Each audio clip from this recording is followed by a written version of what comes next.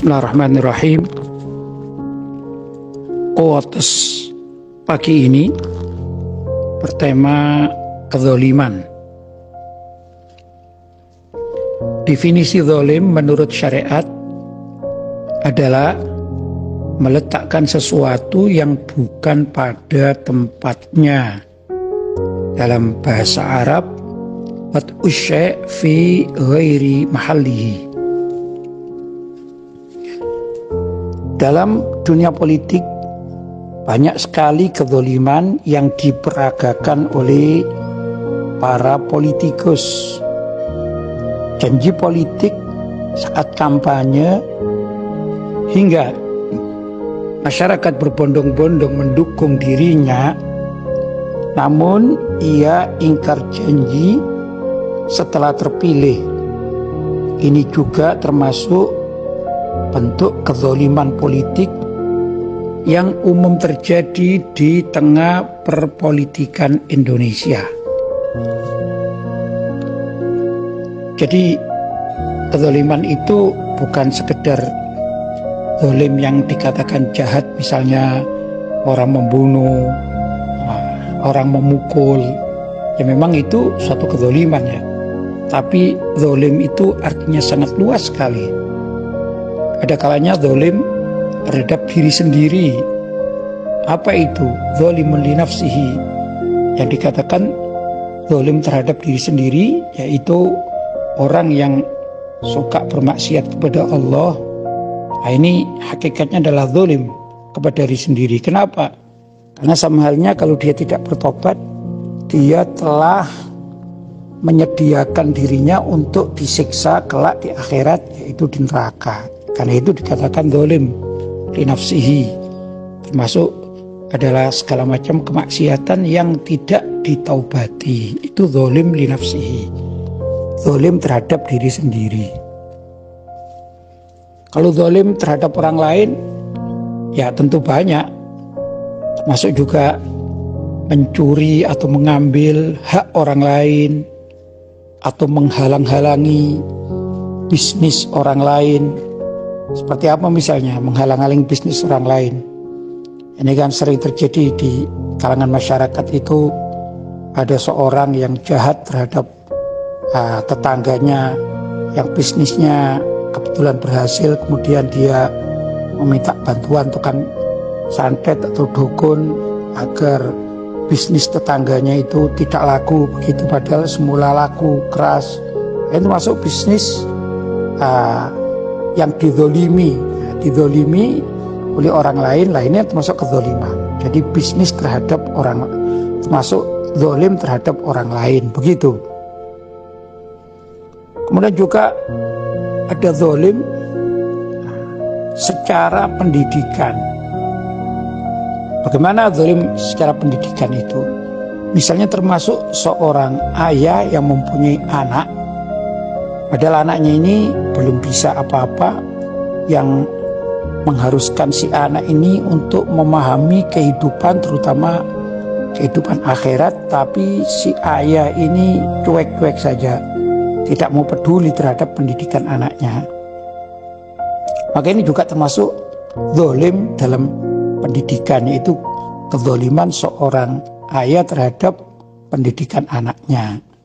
Sebaliknya, kalau misalnya ada anak yang diwajibkan oleh orang tuanya untuk belajar, karena orang tuanya itu memikirkan bagaimana kehidupan akhirat si anak ini, tapi si anak ini bandel, dia tidak mau belajar, atau dia keluar dari dunia pendidikannya tanpa alasan, maka naudzubillah menjadi orang-orang yang gelandangan di pinggir-pinggir jalan misalnya.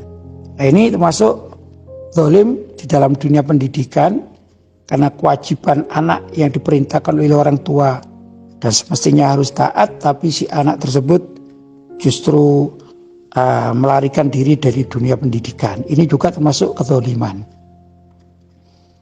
Kemudian zalim dalam dunia agama, atau kalau di sini adalah akidah ya.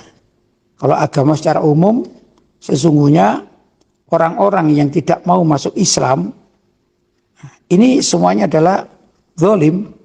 Kenapa orang yang tidak mau masuk Islam dikatakan zalim?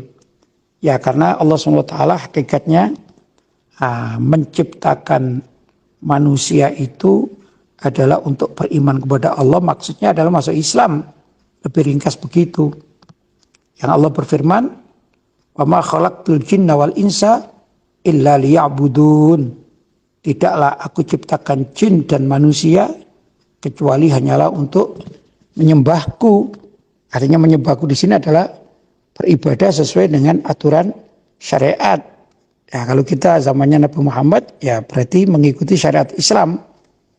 Maka setiap orang yang tidak beriman kepada Allah dan kepada Nabi Muhammad SAW, alias tidak mau masuk Islam, ini semua adalah termasuk orang-orang zalim. Atau juga ada orang yang mengikuti aliran sesat. Aliran sesat di dunia ini banyak sekali ya. Tapi mungkin kalau kita bicara di Indonesia, ada 3 aliran sesat yang cukupan besar di Indonesia ini. Yaitu yang pertama Wahabi atau Salafi. Yang mana Salafi atau Wahabi itu pengikut aliran Tajsim atau Mujassimah. Apa itu aliran Tajsim? Yaitu aliran yang menisbatkan tubuh atau jisim kepada Allah Subhanahu wa taala. Mereka meyakini bahwasanya Allah itu punya mata seperti mata manusia. Dan Allah juga menurut mereka adalah sekarang ini duduknya di langit gitu. Mereka hanya memahami secara tekstual dari ayat-ayat Al-Quran maupun hadis Nabi SAW dipahami secara tekstual saja, tidak mengikuti bagaimana pendapat para ulama salaf Ahlussunnah wal Jamaah tentunya, yang mana mereka ulama-ulama Ahlussunnah wal Jamaah mengatakan Allahu maujudun bila makan, bahwa Allah itu ada tanpa memerlukan tempat. Kenapa demikian?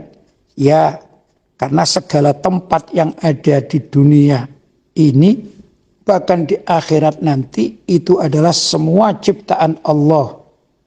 Kita mengatakan tempat di dunia ini, ya seperti rumah, misalnya ruangan, rumah, lapangan, misalnya ya. Bahkan bumi, bumi, lalu naik lagi langit, udara, gitu ya. Atau juga kita katakan tempat di akhirat seperti surga, neraka, lahul mahfud, gitu ya, arsy, gitu. Ini semua adalah ciptaan Allah. Adapun ciptaan Allah itu adalah makhluk. Masih wallah makhlukun. Apa yang selain Allah itu adalah makhluk. Nah, kalau Allah dikatakan memerlukan atau membutuhkan tempat seperti langit atau duduk di kursi misalnya. Nah, bagaimana dulu sebelum Allah menciptakan langit dan dunia seisinya? Atau saat azali sebelum diciptakan adanya zaman atau masa. Akan sulit jadi memahaminya. Karena itu kaum Mujassimah, yaitu orang-orang yang menisbatkan jisim atau tubuh kepada zat Allah, ini dikatakan adalah kelompok-kelompok Mujassimah yang sesat. Begitu. Ini kaum Wahabi. Adapun ada lagi kelompok yaitu namanya Syiah. Nah, Syiah ini juga sesat. Kenapa demikian? Kalau dalam buku-buku mereka ya banyak kesesatannya ya. Antara lain saya punya buku namanya Kecuali Ali namanya. Kecuali Ali itu terjemahan dari Illa Ali. Yaitu diambil dari ayat sebenarnya. Ayatnya adalah kullu syai'in halikun illa hu. Maaf, salah. Kullu syai'in halikun illa wajhah. Begitu ayatnya. Yang artinya kalau kita secara tekstual ya, sebelum diterjemahkan sesuai dengan paham Ahlussunnah wal Jamaah ya. Kullu syai'in halikun, segala sesuatu di dunia ini halikun, pasti akan rusak, illa wajha, kecuali, nah di sini nih letaknya nih ya, wajah. Nah, kalau kita melihat di kamus, maka wajah itu ya wajah. Nah, ini dipahami oleh orang-orang Wahabi bahwa Allah SWT itu yang tidak rusak adalah wajahnya, begitu. Ya wajah itu kalau manusia kan ada mata, ada hidung, ada mulut, ada pipi, itu kan wajah. Nah, sedangkan kalau Ahlussunnah wal Jamaah menerjemahkan atau memahaminya, kalau menurut Imam Bukhari dikatakan kullu syai'in halikun illa wajha, segala sesuatu itu pasti akan rusak kecuali wajha. Wajah di sini adalah mulkah. Apa mulkah? Yaitu kekuasaan Allah. Jadi kalau versi takwilan Imam Bukhari mengatakan segala sesuatu itu pasti akan rusak, tentunya dengan datangnya hari kiamat, kecuali kekuasaan Allah. Itu takwilan Imam Bukhari. Sedangkan ulama-ulama Ahlussunnah wal Jamaah yang lainnya mengatakan kullu syai'in halikun illa dzatah, gitu ya. Segala sesuatu itu pasti akan rusak kecuali zat Allah. Nah, ini yang lebih mudah kita pahami ya sebagai warga Ahlussunnah wal Jamaah di kalangan awam ya. Tapi itu artinya segala sesuatu itu pasti akan rusak kecuali zat Allah. Maksudnya selain zat Allah, yang namanya makhluk itu pasti akan rusak, begitu, bila dikehendaki oleh Allah. Bahkan termasuk surga dan neraka bila dikehendaki oleh Allah itu juga bisa rusak. Walaupun setelah itu akan diadakan ulang, seperti juga manusia. Manusia itu kan ada matinya kan, tapi setelah mati itu kan dihidupkan lagi oleh Allah SWT. Intinya, pokoknya segala sesuatu itu pasti bisa rusak, pasti, kecuali Allah SWT itu zat Allah yang tidak rusak. Itu pemahaman Ahlussunnah wal Jamaah. Tapi pemahaman Syiah berbeda. Mereka mengatakan kullu syai'in halikun illa Ali. Nah, di sini letaknya. Artinya segala sesuatu itu pasti akan rusak kecuali Ali bin Abi Thalib. Nah, jadi mereka menisbatkan Sayyidina Ali bin Abi Thalib itu setara dengan Allah SWT. Bahkan mereka hampir sama dengan orang-orang Nasrani yang mengatakan bahwasanya Nabi Isa alaihissalam adalah bagian dari zat Allah. Demikian juga Sayyidina Ali bin Abi Thalib menurut orang Syiah adalah bagian dari zat Allah. Maka dikatakan dalam buku itu kecuali Ali artinya. Itu dalam bahasa Arab kullu syai'in halikun illa Ali. Begitulah.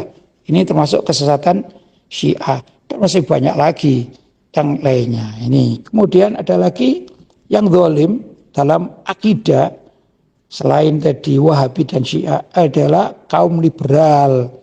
Kaum liberal itu banyak sekali variannya ya. Antara lain yaitu kaum yang menyamakan agama.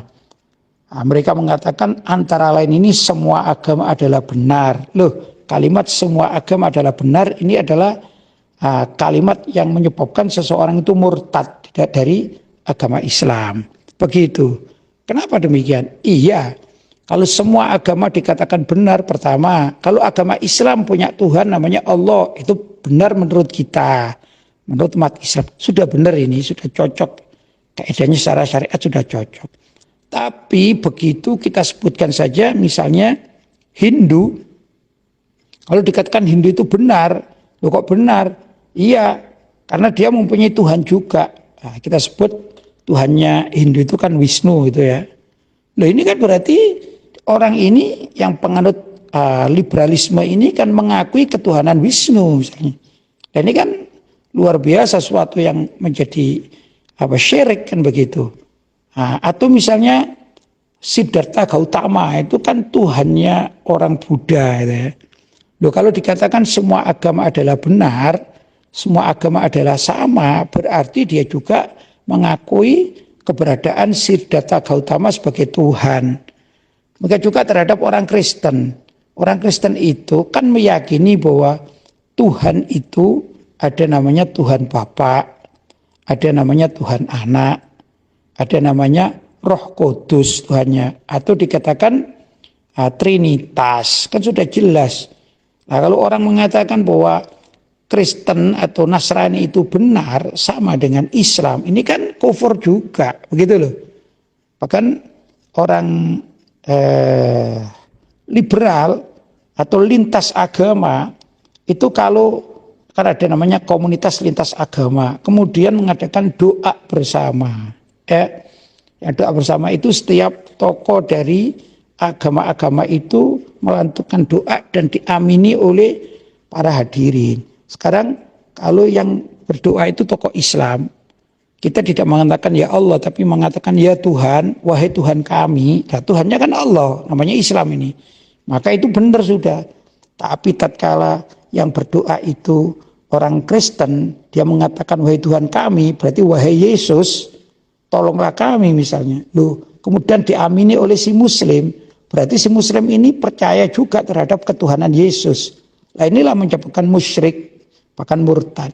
Demikian juga dengan agama-agama lain yang mengatakan wahai Tuhan kami, kok diamini oleh orang Islam. Itu berarti orang Islam yang hadir, yang ikut komunitas lintas agama ini mengakui Tuhan-Tuhan selain Allah.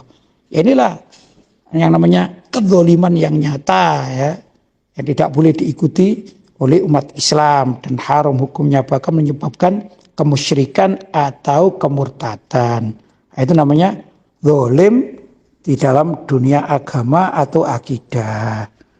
Mudah-mudahan khotbah saya ini yang panjang lebar bisa dipahami dan kita tidak terlibat dalam dunia-dunia kezaliman, baik kezaliman itu di dalam urusan-urusan yang biasa, masuk usulan politik atau kemasyarakatan, apalagi kalau keagamaan. Naudzubillah min dzalik. Semoga bermanfaat. Walhamdulillahirabbil alamin.